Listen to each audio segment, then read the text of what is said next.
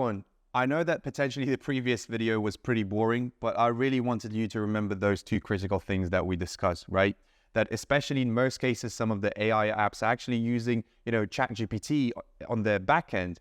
And this is why now I'm going to introduce you to another app called WriteSonic, just in case I don't get paid by them zero, but I absolutely love them. And I'll show you specifically how you can be using them to generate copy for your website, for your social media, blogs, or anything else. You see, back to my previous video, what I was trying to explain is that you could be using your, let's say, as you can see now, the original ChatGPT app.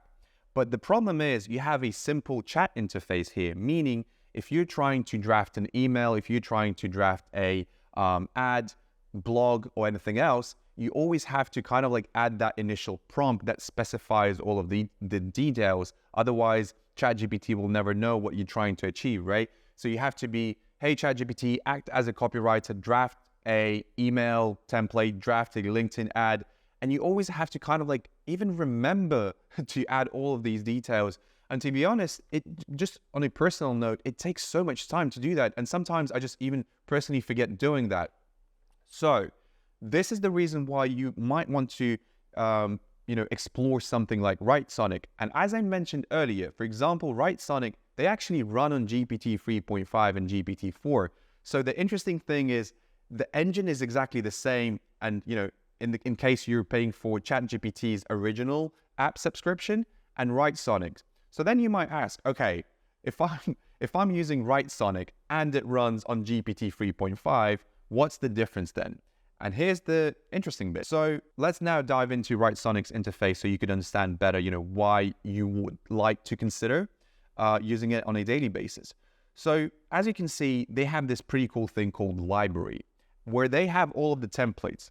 And, similar to what I was saying earlier, in the original ChatGPT app, you have to be always specifying what you're trying to achieve.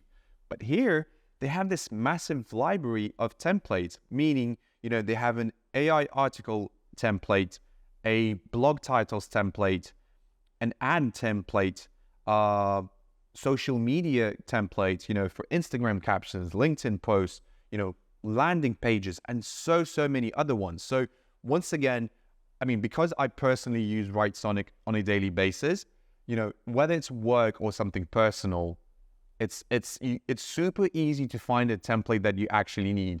So instead of, going back to the original ChatGPT app and like actually adding all of the additional information here, you just literally find the template that you need and then click on it and generate copy. So let me show you one example so you could kind of like understand better what I mean by, sort of the difference between WriteSonic and ChatGPT in terms of the interface and the whole journey, I guess. So let's pretend I'm just trying to come up with my own article. It doesn't matter whether it's work or, just my blog that I write on the weekend.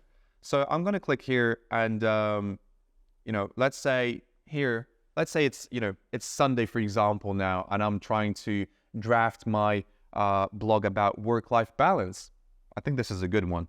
So here, as you can see, I'm just going to go and say topic, work-life balance, search articles.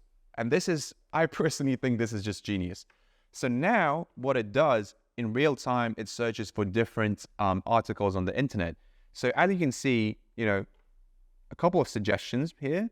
And let's pretend, I went through all of these articles and I said, hey, I like example number 1, number 3, and then number 7.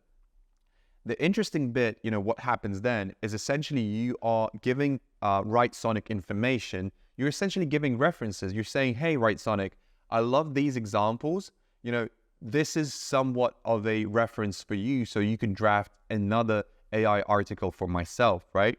Or even better, they have this, function called, upload files from computer, meaning if you already have, some ideas, if you have already some existing blog posts that you want to use as a reference in terms of the language you're using, the tone, the ideas, and, many other sort of variables and inputs, add your own file, just upload your own PDF, and then that's how WriteSonic would already know what you're trying to achieve. And that's pretty much it. All you'd have to do is then, add brand voice, tone of voice, all of the details that you actually think are important, all of the additional information. And as you can see, then what it does, it goes analyzes all of those articles, all of those topics that you've provided to WriteSonic, and then it actually generates an article for you. That's basically it. As simple as that. So the whole point of this was to show you that yes, even though this app runs on GPT 3.5 as well, could you achieve the same example in the original ChatGPT app? Yes, you could. The other question is, how much time would it take you to do that? Because if here with WriteSonic, it takes you, I would say 5 minutes to, add all of the reference, set all of the settings. In the original GPT app, you would have to do all of that manually. Once again, which at the end of the day just takes you way longer to do that. So this is why, this is one of the things you want to consider.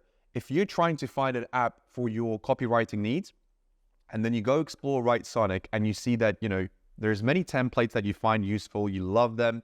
And obviously, feel free to experiment with the original app and WriteSonic, but let's say you like all of the templates, then what I highly recommend doing is just subscribing to WriteSonic, because, they're using the ChatGPT engine, but you like the interface more, so you don't need the original, ChatGPT subscription. So once again, as you can see on my screen now, we've just finished generating an article.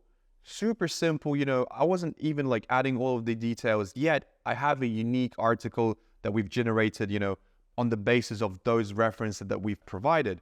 So once again, to wrap this all up, I really think AI apps should save you a lot of time. And this is why in this case specifically, I just love the WriteSonic's app and all of the templates they have here.